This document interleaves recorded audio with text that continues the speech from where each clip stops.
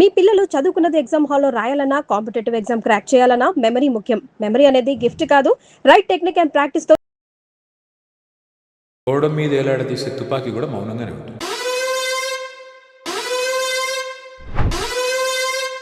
Candid conversation with KTR.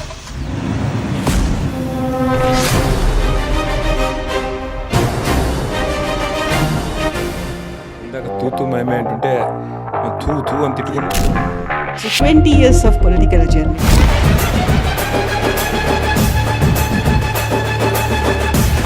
ఇరవై ఏళ్ల కింద మా అమ్మ చెప్పింది, అరే నీకు సూట్ అవ్వదురా ఇదంతా అని. చాలా మంది సూపర్ సీనియర్లు అందరూ ఉన్నారు. వాళ్ళ ముందు కేసీఆర్ కొడుకు కేటీఆర్ అనేది మాత్రమే ఉంది. కేసీఆర్ గారు మంత్రి పదవి ఆఫర్ చేశారు. నీకు ఒకవేళ సమర్థత ఉంటే, నీ కేపబిలిటీ ఉంటే ప్రూవ్ చేసుకో. ఎందుకు వచ్చాము ఇందులో కన్నా బాధ చాలాసార్లు అనిపించింది. నేను జీవితంలో సిగరెటే తాగలేదు. అలాంటి నన్ను పట్టుకుని ఒకడొకడు అడ్డమైన విధవలంతా ఎవరితో హీరోయిన్లతో ఇష్టం ఉన్న సంబంధాలు అంటగట్టి అమెరికాలో బాత్రూమ్లు కడిగేవారు. అందుకనే రేవంత్ రెడ్డి గారు నాకు చదువుకోని వాడిని, రోడ్ల మీద ఆవారగా తిరిగేవాడిని. కేటీఆర్ తన స్థాయిని తానే తగ్గించుకొని మాట్లాడుతున్నాడు. పుకారం తింటాం కదా, ఇంత చండాలమైన భాష అంటే అసెంబ్లీలో, ఇంత గలీజ్ భాష అంటే. ఈ మాట అంటున్నందుకు సారీ. ఐ డ్రీమ్లో మరి మీరు ఎడిట్ చేసుకుంటే చేసుకోండి. టీఆర్ఎస్ పార్టీ ఈ తప్పు చేయకుండా ఉంటే బాగుండేది. మనం ర్యాపిడ్ ఫైర్ గురించి కనుక మాట్లాడుకుంటాం. అప్పటి నుంచి అది I'm not asking any general knowledge question. ఆయన ఉద్యమ లీడర్గా ఉంది, ఆ తర్వాత సీఎంగా మారిన తర్వాత మారిపోయాడు. Success has many fathers, failure is an orphan. ఎందుకు మాట్లాడట్లేదు? మమ్మల్ని తట్టుకోలేకపోతున్నాడు చిట్టినాయుడు. మీరు ఎప్పుడైనా ఒక ఫారిన్ కంట్రీకి వెళ్ళారా? బూతులు కూడా తిడతారు, దానిలో ఏం లేదు. తాడును పట్టుకుని దుంకడం కొద్దిగా కష్టం, పారాషూట్ వేసుకుని దుంకడం ఈజీ. కానీ ఆ తాడు తెగితే అట్లా కాకుండా అది మన జగన్ అన్న ఎట్లా చేశాడో నాకు తెలియదు, కానీ అడగాలి సార్ ఈసారి కష్టం. కేటీఆర్కి యాటిట్యూడ్ ఎక్కువ. కడుపులో కత్తులు పెట్టుకుని పెదాల మీద చిరునవ్వులు పెట్టుకుని యాక్టింగ్ చేసే కేసు నేను కాదు. నెక్స్ట్ సీఎం అవుతారా కేటీఆర్? ఇప్పుడు అని అడగకు, స్పాట్లో పెట్టు. కేసీఆర్ ఇప్పుడు హీ వాజ్ ఇన్ టీయర్స్, ఏడ్చారు, బాధపడ్డారు. ఒకసారి నా కొడుకు అడిగాడు నన్ను, పాలిటిక్స్లోకి రాకుండా ఉంటే కొన్ని బాగుంటుంది. లక్షల సార్లు. ఎప్పుడు గేర్ మార్చాలో కారుది ఆయనకి తెలుసు.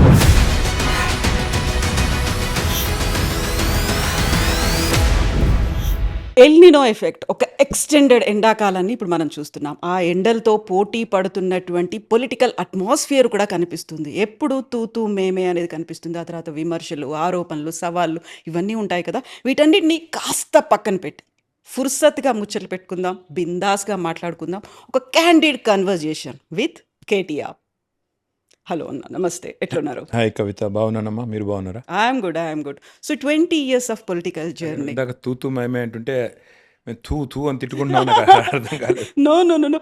యూజువల్గా మీకు ఇప్పుడు 20 yearsలో బాగా ఎక్స్పీరియన్స్ చేసింది ఏంటి అంటే, వాళ్ళు ఎవరో ఏం మాట్లాడతారో ముందుగా మనం యాంటిసిపేట్ చేసుకొని దాన్ని మించి మాట్లాడాలి అనేది ఒకటి ఉంటుంది.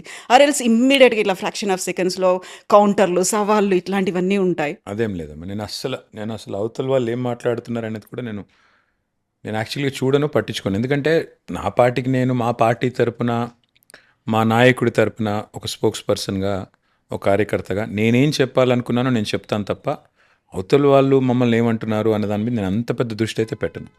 ఎస్పెషలీ లాస్ట్ 2.5 yearsలో అయితే నేను పేపర్లు చదవడం మానేశాను, తర్వాత టీవీ చూడడం కంప్లీట్గా మానేశాను. సో దాని గురించి అసలు ఆలోచించట్లేదు. ఓకే, బట్ ఇంటర్వ్యూ ఇచ్చినందుకు థ్యాంక్ యూ సో మచ్.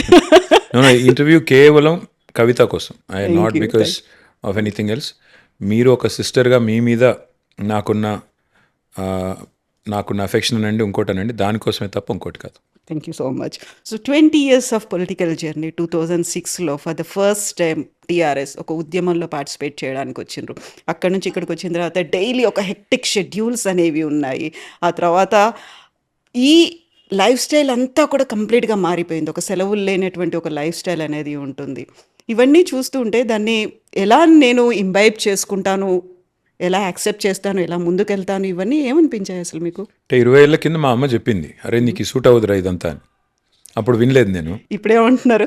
నేను ఖచ్చితంగా అనిపిస్తుంది అప్పుడప్పుడు మా అమ్మ చెప్పిందే కరెక్టేమో అని. ఎందుకంటే చాలా సందర్భాల్లో బాధ అనిపిస్తుంది, అరే ఏం చేస్తున్నాం ఇక్కడ మనం అంతా కూడా, ఇది ఏమి నాన్ సెన్స్ అని కూడా చాలాసార్లు అనిపిస్తుంది. బట్ కొన్ని సందర్భాల్లో మనం చేసే పని వల్ల, మనం గవర్నమెంట్లో ఉన్నప్పుడు ఫర్ ఎగ్జాంపుల్ మనం చేసిన ఒక పని వల్ల కొంత మేలు జరిగినప్పుడు చాలా సంతోషం అనిపిస్తుంది. ఇవాళ ఉదాహరణకి ఇవాళదే ఎగ్జాంపుల్ చెప్తాను. ఇవాళ నేను రాజేంద్ర నగర్ నియోజకవర్గంలో ఒక సభకి వెళ్ళాను.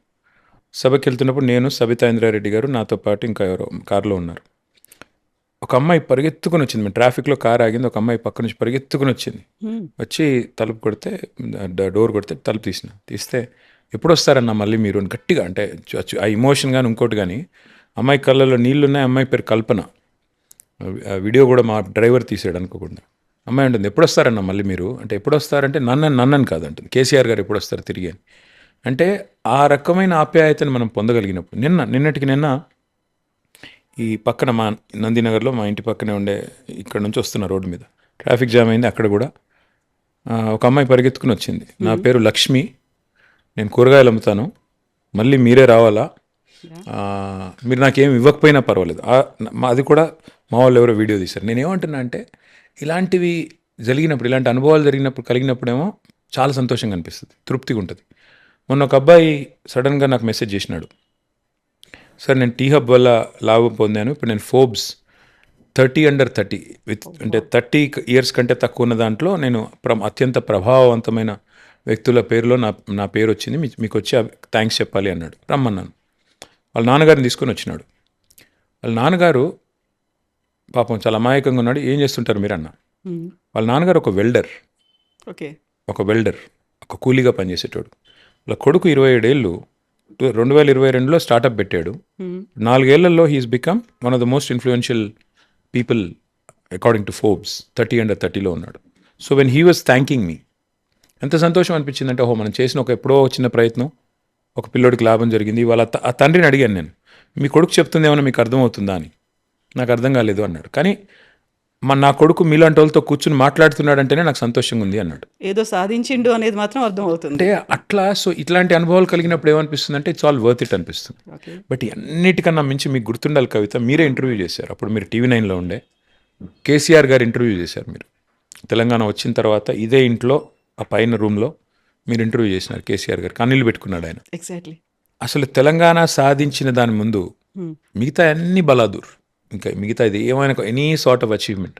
నేను మంత్రి అయ్యాను, 10 ఏళ్ళు మంత్రిగా ఉన్నాను, ఇవాళ ఎమ్మెల్యేగా ఉన్నాను, మా పోరాటం అట్లాగే కొనసాగుతుంది. కానీ ఆ ఫీలింగ్ పబ్లిక్ లైఫ్లోకి వచ్చిన తర్వాత, ఏం సాధించావు నువ్వు, ఎప్పుడో ఒకప్పుడు రిటైర్ అవుతాం కదా, అయిన తర్వాత నా కొడుకో లేకపోతే ఫ్యూచర్లో ఎవరైనా అడిగారు ఇంకేం సాధించావు నువ్వు, తెలంగాణ సాధనలో నాది కూడా ఉడతా భక్తిగా ఒక రేణువంత, ఇసుక రేణువంత పాత్ర నాది కూడా ఉంది అని చెప్పుకోవడానికి గర్వపడతాను. అంతకంటే ఏం కావాలి ఈ లైఫ్కి.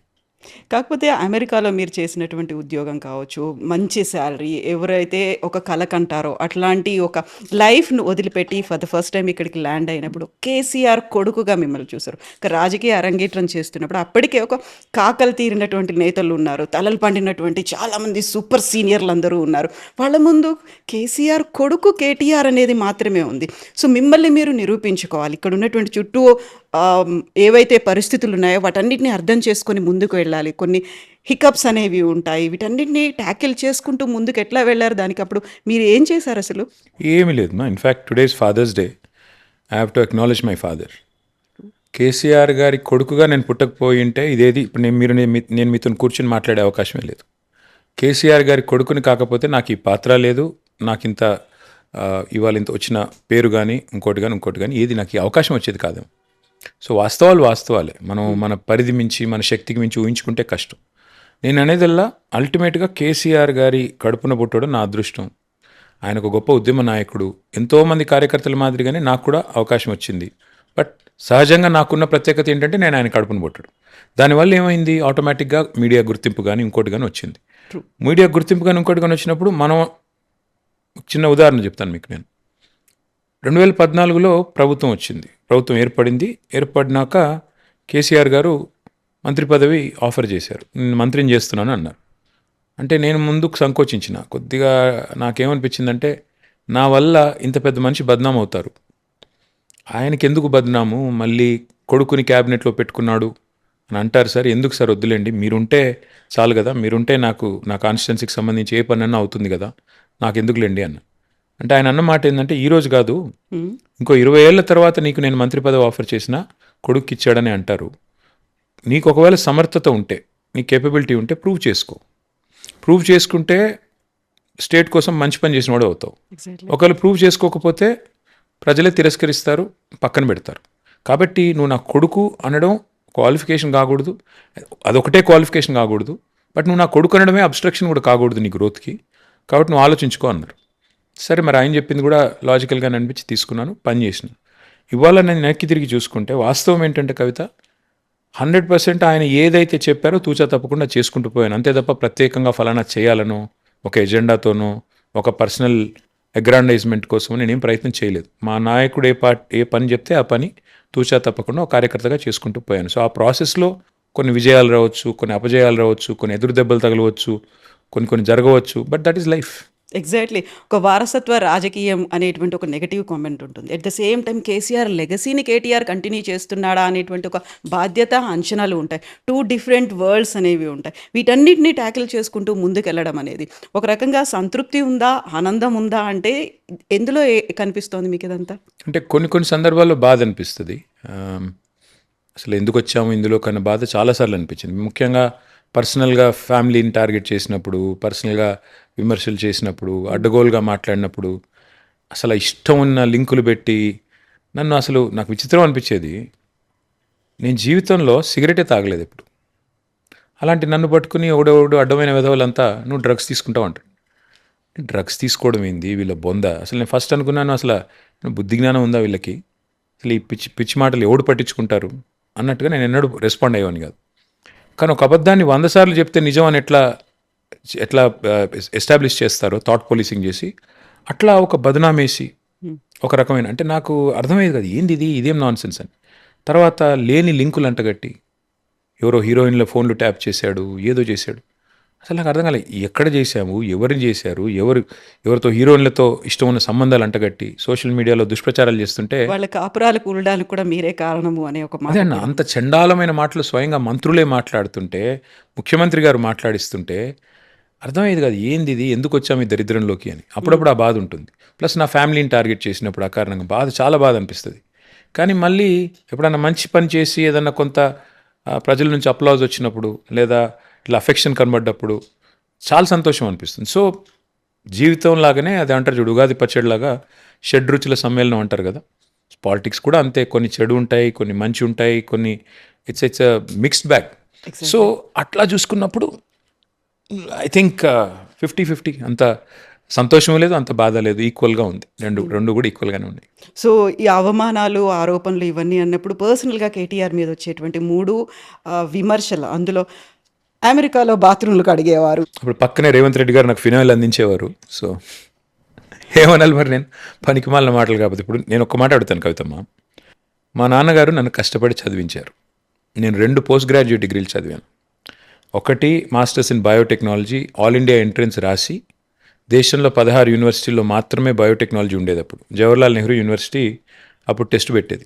అది పాస్ అయ్యి నేను పూణే యూనివర్సిటీకి వెళ్ళి పూణే విద్యాపీఠలో బయోటెక్నాలజీ చదివాను. తర్వాత రెండవది, నేను యూఎస్కి వెళ్ళి జీమాట్ రాసి యూఎస్కి వెళ్ళి ఎంబీఏ చదివాను. సో ఇప్పుడు నేను అమెరికాలో బాత్రూమ్లు కడిగానంటే ఎవరి బాత్రూమ్లు కడిగాను?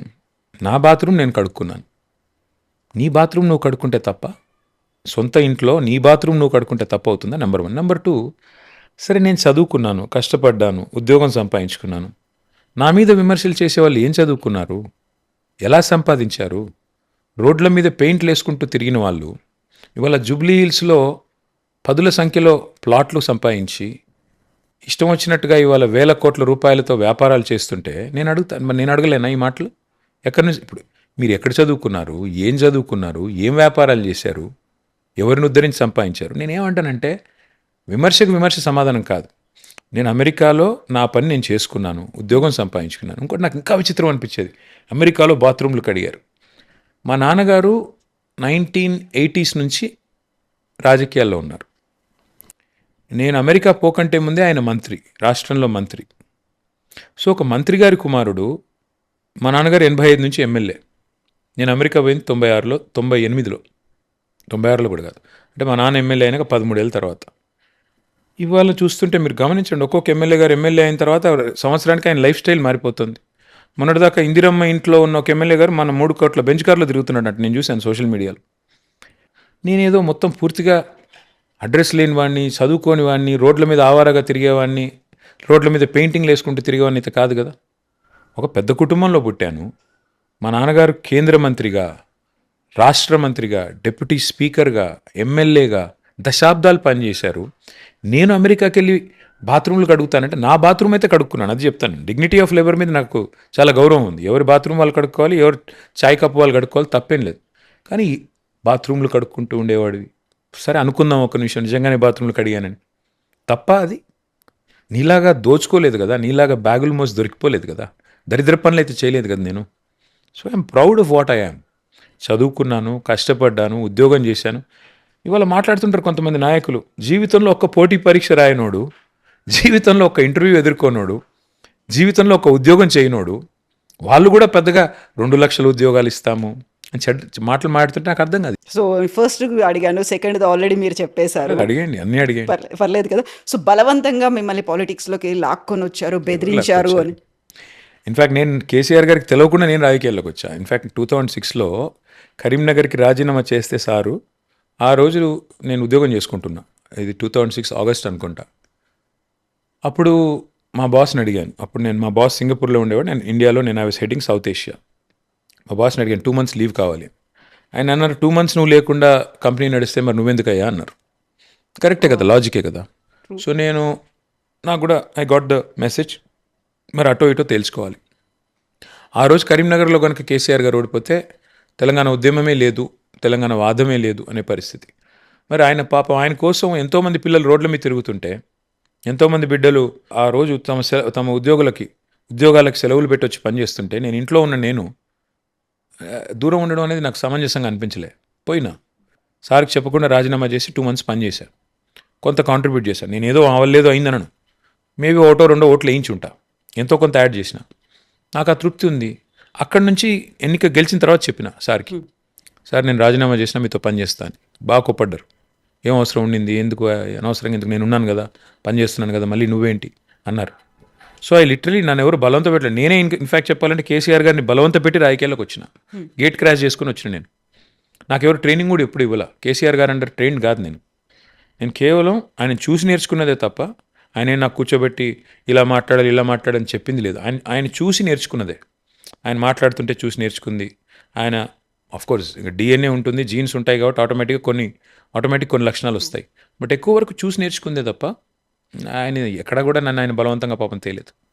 సో వ్యక్తిగతంగా మీ మీద ఎన్ని విమర్శలు వచ్చినప్పటికి కూడా ఫ్యామిలీ పరంగా కూడా వస్తూ ఉంటాయి మిమ్మల్ని, లైక్ శైలిమ ఫ్రమ్ ఆంధ్ర అనేదో, లేకుంటే హిమాంశు గురించో, ఏమనిపిస్తుంది అప్పుడు? బాధ అనిపిస్తుంది. ఇప్పుడు అందుకే అంటున్నా కదా, ఇప్పుడు మరి శైలిమ ఫ్రమ్ ఆంధ్ర అంటే మరి అదెవరో చెప్తే బాగుండేది. అమ్మాయిది ఎవరు నాకు తెలిసి అయితే, అమ్మాయిది హైదరాబాదు, తర్వాత అంతకంటే ముందు వాళ్ళ పేరెంట్స్ అంతా రామాయంపేట, మెదక్ జిల్లా.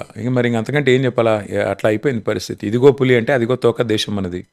అందులో ముఖ్యంగా ఎవరు పడితే వాళ్ళు సోషల్ మీడియా వచ్చిన తర్వాత ఏది పడితే అది మాట్లాడవచ్చు. వాక్ స్వాతంత్రం, ఏం చేద్దాం. వాక్ స్వాతంత్రం అన్నారు కాబట్టి ఇక్కడ ఒక క్వశ్చన్. యూజువల్గానే కేటీఆర్ అనగానే వెల్ ఎడ్యుకేటెడ్ అనేది ఉంటుంది, చాలా బాగా మాట్లాడతారు, ఆరేటరీ స్కిల్స్ అనేవి ఉన్నాయి, మంచి ఒక డీసెంట్ పొలిటీషియన్ అనేది, యంగ్ జనరేషన్కి ఒక యూత్ ఐకాన్, ఇవన్నీ ఉన్నప్పుడు కేటీఆర్ తన స్థాయిని తానే తగ్గించుకొని మాట్లాడుతున్నాడు. విమర్శలు కావచ్చు, ఈ మధ్యలో కొంచెం ఒక రకంగా అయితే అగ్రెసివ్గా కనిపిస్తున్నారు. అలా మాట్లాడాల్సినటువంటి అవసరం లేదేమో అనేటువంటి మీ కొంతమంది కార్యకర్తలు, రామన్న ఇలా మాట్లాడకుండా ఉంటే బాగుండేది అనే 2 విషయాలు చెప్తాను. ఒకటి, కుక్క కాడుకు చెప్పు దెబ్బ. అవతల వారికి అర్థమయ్యే భాషలోనే కొన్ని విషయాలు చెప్పాల్సి వస్తుంది. ఇప్పుడు 3 నెలల్లోనే పిల్లలు పుట్టించగలరా, ఎంత కండలు తిరిగిన వస్తాదైనా అని ముఖ్యమంత్రి గారు అంటే నేనేం చెప్పాలి ఆయనకి? మరి 30 నెలల్లో పిల్లలు పుట్టపోతే నేనేమనాలి అని అడిగాను. అది తప్ప ఉప్ప? మరి ఆయన 3 నెలల ఉపమానం ఆయన తేకపోతే 30 నెలల్లో పిల్లలు పుట్టపోతే నిన్నేమనాలి బాబు అని నీవు అసమర్థుడివి అని చెప్పాల్సి వచ్చింది. అది తప్పని కొంతమంది కనిపించవచ్చు, ఒప్పని కొంతమంది కనిపించవచ్చు. ఆ భాషనే ఆయనకు అర్థమవుతుంది. రైతు బంద్ ఆపడానికి నేనేమన్నా హౌలాగాన్నా, దివానాగాన్నా, మాకు దిమాక్ లేదా? కేసీఆర్ గారు అంటున్నారు రైతు బంధు కాంగ్రెస్ వస్తే పోతుందని అని ఆయనే మాట్లాడారు. నేనేం చేశాను, అదే వీడియో చూపెట్టాను. మరి ఇప్పుడు నేను ఏమనాలి బాబు, నీకు దిమాక్ ఉందా, దివానాగాడు అనాలా, ఏమనాలని అడిగాను. అది కొంతమందికి నచ్చవచ్చు, నచ్చకపోవచ్చు. నేను రేవంత్ రెడ్డి గారు మాటలు నుటంకిస్తే కూడా బాధపడితే నేనేం చేయాలమ్మా? నెంబర్ 1. నెంబర్ 2, కేసీఆర్ గారు మా నాన్న, మా లీడరే కాదు కదా, నా నాన్న. మా నాన్నను పట్టుకుని ఆయన కాలు గోరికి సరిపోని వాళ్ళు కూడా నోటికొచ్చినట్టు మాట్లాడితే అప్పుడు కూడా నాకు ఉక్రోషం రాకపోతే నేను ఆయన కొడుకునే కాదు. మా నాన్నని పట్టుకుని ఆయన చావును కోరుకుంటే కూడా నేను మాట్లాడకపోతే, నేను నా బాధను వ్యక్తం చేయకపోతే నేనేం మనిషిని నాకు అర్థం కాదు. సహజంగానే అప్పుడప్పుడు ఉప్పు కారం తింటాం కదా, కోపం రాకుండా ఉంటుందా? మా నాన్నగారిని పట్టుకుని నోటికి వచ్చినట్టు మాట్లాడితే అప్పుడు నేను కూడా ప్రతిస్పందించాను. మా నాన్నగారు చావును కోరుకున్నప్పుడు, మా నాన్నగారు చచ్చిపోవాలని శాపాలు పెట్టినప్పుడు, మా నాన్నగారి మీద ఇష్టం వచ్చినట్టు చెత్తా చెదారం మాట్లాడినప్పుడు ఎస్ గట్టిగా మాట్లాడాను. అండ్ ఒక్కసారి కాదు, ఇంకొక 1,00,000 సార్లు 1,00,00,000 సార్లు మాట్లాడతాను. దానికి చదువు సంస్కారం అంటే అవతలవాడికి కూడా ఉండాలి కదా చదువు సంస్కారం. కాబట్టి తప్పదు కొన్ని సందర్భాలు. ఇప్పుడు బురదలో దిగిన తర్వాత నాకు బురద అంటకూడదు, అవతలవాడు మాత్రం పెయ్యంతా బురద పూసుకొని వస్తాడు, నేను మాత్రం చాలా నీట్గా నా వైట్ షర్ట్కి బురద అంటకూడదు అంటే ఎట్లా కుదురుతుందమ్మా? అవతల కొట్లాడుతుందో పందితో, కొట్లాడేటప్పుడు తప్పకుండా బురద అంటుతుంది. నేను కూడా బురద అంటినప్పుడు నేను కూడా కొట్లాడాల్సి వస్తుంది. కాకపోతే ఇప్పుడు రాజకీయము అనగానే ఒక రకంగా ఆరోపణలు, వ్యక్తిత్వ హననాలు ఇవన్నీ ఉంటాయి. ఆ తర్వాత అగ్రెసివ్‌గా మాట్లాడాలి, బస్తీ మే సవాల్ అంటూ ఇలా ఉండాలి. ఇవన్నీ కాకుండా మామూలు రాజకీయం అనేది కనిపించలేదా? యాక్చువల్‌గా రాజకీయం అంటే జానారెడ్డి గారు జానారెడ్డి గారు 2014లో ప్రతిపక్ష నాయకుడు, కేసీఆర్ గారు ముఖ్యమంత్రి. 2014 to 18 మీరు మొత్తం తీసుకోండి రికార్డ్స్, ఎక్కడన్నా మేము ఇట్లా మాట్లాడామా? 2018 to 23 తీసుకోండి, చూడండి మీరు. ఆ రోజు భట్టి గారు సిఎల్పి లీడర్, కేసీఆర్ గారు ముఖ్యమంత్రి. మేము ఎప్పుడైనా మాట్లాడాం? ఎందుకు వస్తుంది పరిస్థితి? చప్పట్లు ఎప్పుడైనా రెండు చేతులతో మోగుతాయమ్మా. అవతల జానారెడ్డి గారు మర్యాద ఇస్తే అసలు మీరు చూడండి, కేసీఆర్ గారు ఏ ఒక్కరోజు కూడా అసెంబ్లీలో పెద్దలు జానారెడ్డి గారు అనకుండా మాట్లాడలేదు. ఆయన కూడా అట్లే మాట్లాడారు, ముఖ్యమంత్రి గారు అని మాట్లాడేవారు. అంత గౌరవంగా ఉండేది సభ. వాళ్ళిద్దరు మాట్లాడుతుంటే చూడడానికి కూడా ఉల్లాసంగా ఉండేది. ఇవాళ ఏందమ్మా, మా వెనకాల పైల్వాన్లు ఉన్నారు అంటే ఎంత చండాలమైన భాష అంటే, అసెంబ్లీలో ఎంత గలీజ్ భాష అంటే. నేను ఈ మాట అంటున్నందుకు సారీ. ఐ డ్రీమ్లో మరి మీరు ఎడిట్ చేసుకుంటే చేసుకోండి, పెట్టుకుంటే పెట్టుకోండి. అనొచ్చా ముఖ్యమంత్రి గారి నోటెంబడ? తెలుసా అసలు ఆయనకి ఏం మాట్లాడుతున్నాడో? ఇంకా శాసనసభలో గౌరవ ముఖ్యమంత్రి గారు, మా సభానాయకుడు మాట్లాడినాక అది మమ్మల్ని ఉద్దేశించి నేనేం చేయాలి? కవిత నోరు మూసుకుని ఉండాలా? ఏం చేయమంటారు చెప్పండి? సో సభా విలువలు, సంస్కారము రెండు వైపులా ఉంటాయి తప్ప ఒకవైపు నుంచి ఉండవమ్మ. ఆయన మర్యాదగా మరి నేను చెప్పాను, నేను పబ్లిక్గా కూడా అప్పీల్ చేశాను, నువ్వు కేసీఆర్ గారిని తిట్టడం మానేస్తే నేను తిట్టను, నీ చేరు గౌరవం ఇస్తా. నువ్వు నన్ను తిట్టు కావాలంటే పడతా, నీకంటే చిన్నోడిని, కానీ నువ్వు కేసీఆర్ గారిని అంటే మాత్రం వదిలిపెట్టను, నువ్వు ఒక్కటంటే 10 అంట అని చెప్పా. అది 100% నేను ఈరోజు కూడా దాన్ని కట్టుబడి. ఓకే. సో ఈ రాజకీయాలకు అనివార్యంగా అయిపోయాయి, ఒకరి మీద ఒకరు అదే ఇంత తూతూ మేమే అనేది ఇలా ఉంటుంది అనుకున్నప్పుడు, ఒరిజినల్గా రాజకీయం అంటే మీరు ఇచ్చే డెఫినేషన్ ఏంటి అసలు? రాజకీయం అనే దాన్ని ఎంత చండాలంగా తయారు చేశారంటే, అంటే సినిమాల్లో కానీ అదర్వైజ్ కానీ, ఇప్పుడు రాజకీయ నాయకులకి సమాజంలో ఎక్కడ గౌరవం లేదమ్మా.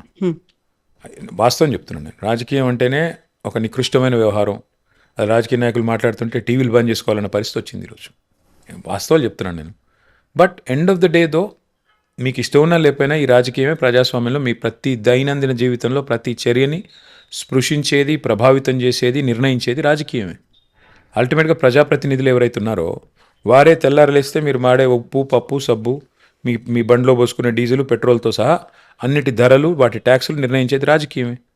కాబట్టి మీకు ఇష్టం ఉన్నా లేకపోయినా పట్టించుకోవాలి, పట్టింపు ఉండాలి. ఎలాంటి రాజకీయం కావాలో మీరు నిర్ణయించాలి. అది సమాజం ఆలోచించుకోవాలి. ఎలాంటి రాజకీయం ఉండాలి? మాట ఇచ్చి తప్పే రాజకీయం కావాలా? గ్యారంటీల పేరిట గారడీ చేసే రాజకీయం కావాలా? లేదా ఒక మాట ఇస్తే తప్పకుండా నిలబెట్టుకునే రాజకీయం కావాలా? ప్రజలు ఆలోచించుకోవాలి. సో ఇప్పుడు పార్టీల గురించి మాట్లాడుకున్నప్పుడు, రాజకీయాల గురించి మాట్లాడుకున్నప్పుడు ఎప్పుడైనా అరే బీఆర్ఎస్ పార్టీ ఈ తప్పు చేయకుండా ఉంటే బాగుండేది, ఇలాంటి పొరపాటు చేయకుండా ఉంటే బాగుండేది? చాలా చేసాం కవిత. ఒకటి, అందరం మనుషులమే కదా, మేము తప్పు చేయలేదు, మేము దైవాంశ సంభూతులం అని నేను పొరపాటును కూడా అన్నాను. చాలా తప్పులు చేశాము, చాలా పొరపాట్లు జరిగినాయి. ఎగ్జాంపుల్ చెప్తాను. టీఎస్పీఎస్సీ పేపర్ లీక్ అయింది. తక్షణమే పీకి పారేయాలి ఆ బోర్డుని. ఆ బోర్డుని ఎత్త అవతల పాడేస్తే పిల్లల ఆగ్రహం తగ్గేది. ఆ బోర్డు దరిద్రం అంతా మేము మోసినట్టు అయింది. చివరికి తప్పు మాది కాదు, ఎవరో చేసిన తప్పు, కానీ ఆ దరిద్రం అంతా మాకు చుట్టుకుంది. తప్పే కదా అది. అట్లాంటివి ఎన్నో జరిగినాయి. డెఫినెట్గా ఇలాంటివి జరిగినాయి. రెండో తప్పు, మేము చేసిన పని సరిగ్గా చెప్పుకోలేదు. ఉదాహరణకు చెప్తాను. తెలంగాణ రాకముందు తెలంగాణ ప్రాంతంలో 5 మెడికల్ కాలేజీలు ఉండేదమ్మా. మేము ఒక్కటే రోజు 8 కొత్త మెడికల్ కాలేజీలు ప్రారంభించాం ప్రభుత్వంలో. కానీ దానికి అడ్వర్టైజ్మెంట్ కూడా ఇవ్వలేదు మేము. మరి అంతా కేవలం ఒక బటన్ నొక్కి, కేసీఆర్ గారు ఒక బటన్ నొక్కి 8 మెడికల్ కాలేజీలు ఒకటే రోజు ఆయన క్యాంప్ ఆఫీస్ నుంచి ప్రారంభించారు. ఇంకో ముఖ్యమంత్రి అయితే ఏం చేసేవారు, 8 మెడికల్ కాలేజీలకి ఒక్కొక్క చోట లక్ష మందితో మీటింగ్ పెట్టి వాళ్ళందరితో చప్పట్లు కొట్టించుకొని అక్కడ ప్రారంభించేవాళ్ళు. అది కూడా తప్పే. అంటే అండర్ ప్లే చేయడం, డెవలప్మెంట్ మన డెవలప్మెంట్ మనమే అండర్ ప్లే చేసుకోవడం, ప్రమోట్ చేసుకోకపోవడం, yes these are all definitely conscious mistake అనను కానీ డెఫినెట్లీ మిస్టేక్సే, పొరపాట్లు. అట్లాగే మేము 10 ఏళ్ళు ప్రభుత్వాన్ని నడిపాం, పార్టీని సరిగ్గా నేను నడపాల, నా తప్పది, వర్కింగ్ ప్రెసిడెంట్గా నా తప్పు. పార్టీని ఇంకా బాగా చేసి ఉండాలి, పార్టీ నిర్మాణం ఇంకా బాగా చేసి ఉండాలి. మా కార్యకర్తల కష్టాలు కానీ ఇంకోటి కానీ కన్నీళ్ళు కానీ వాళ్ళకి ఇచ్చే నామినేటెడ్ పొజిషన్లు కానీ ఇవన్నీ కూడా ఇంకొద్దిగా శ్రద్ధ పెట్టి పనిచేయాలి. కానీ మేమేమనుకున్నామంటే కొత్త రాష్ట్రం, కష్టపడి తెచ్చుకున్న రాష్ట్రం, 100 మంది త్యాగాలతో వచ్చిన రాష్ట్రం, ప్రజలు కోరుకుంటుంది డెవలప్మెంట్, ప్రజలు కోరుకుంటుంది సంక్షేమం, దాని మీద దృష్టి పెడదామని చెప్పి 24/7 ఒక టాస్క్ లాగా పనిచేసాం, పార్టీని విస్మరించాం. దానివల్ల కూడా చాలా నష్టం జరిగింది. కార్యకర్తలు ఎవరైతే మా కోసం అగ్రెసివ్గా పనిచేయాలో వాళ్ళు నిర్లిప్తంగా అయిపోయారు. ఏముందిలే, డైరెక్ట్గా అన్ని పోతున్నాయి పథకాలు, డైరెక్ట్గా ప్రజలకు అందుతున్నాయి కదా, మాకేంలే అన్నట్టు కొంత ఉదాసీనంగా మారిపోయారు. దానివల్ల కూడా నష్టం జరిగింది. ఇవన్నీ పొరపాట్లే. కేసీఆర్ గారు చేసినటువంటి పొరపాటు ఏంటనుకుంటున్నారు మీరు? కేసీఆర్ గారి పొరపాటు లెక్కించేంత పెద్దోనైతే కాదు నేను నా వరకు. మేబీ క్యాడర్తో మాట్లాడినప్పుడు కార్యకర్తల్లో కేసీఆర్ గారి పొరపాటు అనను, కానీ కేసీఆర్ గారు పెద్దలు, వారు జీవితాన్ని మొత్తం అధ్యయనం చేసిన వ్యక్తి. ఆయన పొరపాటు, ఆయన వ్యక్తిగత నిర్ణయాలు అంటే ఉండేది కదా, సమిష్టి నిర్ణయాలు. అందులో భాగంగా ఏమన్నా ఎక్కడ చిన్న పొరపాట్లు జరిగితే, for example TSPSC paper leak, అది సమిష్టి నిర్ణయమే. అల్టిమేట్గా హెడ్ ఆఫ్ ది స్టేట్గా వారు నిర్ణయం తీసుకొని ఉండాలా, తీసుకోకపోతే దానివల్ల నష్టమే జరిగింది ఇవాళ. కేసీఆర్ గారికి సంబంధించి ఆయన ఉద్యమ లీడర్గా ఉండి ఆ తర్వాత సీఎంగా మారిన తర్వాత మారిపోయాడు అనేటువంటి ఒక తీవ్రమైనటువంటి ఒక మాట, ఆరోపణ వినిపించేది. ఆ తర్వాత సీఎం నుంచి ప్రతిపక్ష నాయకుడిగా ఆయన మారాల్సినటువంటి అవసరం ఉంది అనేది, సో పర్టికులర్గా పార్టీ క్యాడర్ దగ్గర నుంచే వినిపించింది. ఆంగ్లంలో ఒక సామెత ఉందమ్మా, success has many fathers, failure is an orphan. అంటే విజయం సాధించినప్పుడేమో ఆయన చాణక్యుడు, ఆయన అభినవ అది అని పొగిడే వాళ్ళు ఉంటారు. ఓడిపోతే వాళ్ళే నానా రకాలుగా విమర్శ చేస్తారు. సో ఇది కామన్, పెద్ద విషయమేం కాదు. KCR is a living legend. ఆయన ఒక బ్రాండ్. ఆయన మాట్లాడినా సంచలనమే, మాట్లాడపోయినా సంచలనమే, ఆయన ఏం చేసినా సంచలనమే. కాబట్టి కేసీఆర్ గారు చాలా సెక్యూర్ లీడర్ అమ్మా. ఆయన is one of the most secure leaders I have seen. ఇవాళ రాజకీయాలు ఎంత దరిద్రంగా ఉన్నాయంటే, ఒకరోజు పేపర్లో నా వార్త రాకపోతే, నా ఫేస్ రాకపోతే నన్ను మర్చిపోతారేమో ప్రజలు అనే ఒక అభద్రతలో కొంతమంది నాయకులు బతుకుతూ ఉంటారు. ఇక్కడ కేసీఆర్ మీటింగ్ పెడితే కౌంటర్ మీటింగ్ పెట్టి పాపం వాళ్ళు ప్రచారం కోసం పాకులాడుతూ ఉంటారు కొంతమంది, even though they are in the highest position of the state. KCR గారు జగిత్యాలలో మీటింగ్ పెడితే ప్యారల్గా మీటింగ్ పెట్టి టీవీ ఛానళ్ళ కవరేజ్ కూడా సగం సగం వచ్చేటట్టు చూసుకుంటారు. కేసీఆర్ గారు ఇక్కడ స్టేట్ కమిటీ మీటింగ్ పెడితే చిట్ చాట్ అని పెట్టుకొని ఏదో పేపర్లో తెల్లారి ఈక్వల్ ఫుటింగ్లో రావాలని తాపత్రయపడే దౌర్భాగ్యుల దేశం ఇది. కానీ KCR is such a secure leader. 2.5 years అయిపోయింది. ఆయన హార్డ్లీ 3-4 times మాట్లాడారు బయటకు వచ్చి. But he is a secure leader. And why are people missing him today? ఎందుకంటే లీడర్ గ్రేట్నెస్ అది. ఒక లీడర్ అనేవాడు ఆయన చేసిన పని తరతరాలుగా గుర్తుండిపోతుంది కాబట్టి, ఒక ఇంప్రింట్ ఉంటుంది కాబట్టి, ఒక చెరగని ముద్ర ఉంటుంది కాబట్టి లీడర్కి ఇన్సెక్యూరిటీ ఉండకూడదు. That is KCR. కేసీఆర్ బయటికి రాకపోయినా, బయటకు వచ్చి మాట్లాడకపోయినా కేసీఆరే. ఏనుగే అంటారు కదా, అంతే. కాకపోతే సైలెంట్గా ఉన్నారు, ఎందుకు మాట్లాడట్లేదు, ఎందుకు బయటికి రావట్లేదు? గోడ మీద ఏలాడదీసే తుపాకీ కూడా మౌనంగానే ఉంటుంది. పేలే వరకు శత్రుఘ్ని కూడా, తోపు కూడా పేలే వరకు చాలా మౌనంగా ఉంటుంది. పేలితే ఎట్లా ఉంటుందో ఒక విస్ఫోటనం. కేసీఆర్ ఇస్ కేసీఆర్ అమ్మా. అట్లా అంటే నేనేమంటున్నా అంటే, కేసీఆర్ గారికి మేము ఉన్నాం కదా, ఇప్పుడు ఇంతమందిని తయారు చేశారు ఆయన. మేము మాట్లాడే ప్రతి మాట కేసీఆర్ గారి మాటే కదా. ఆయన కాదని, ఆయన కార్యకర్తలు మేమంతా, ఆయన అభిమానులం. ఆయన మాకు ఇచ్చే డైరెక్షన్ ప్రకారమే మేము మాట్లాడతాం. మేము తీసుకునే ప్రతి కార్యక్రమం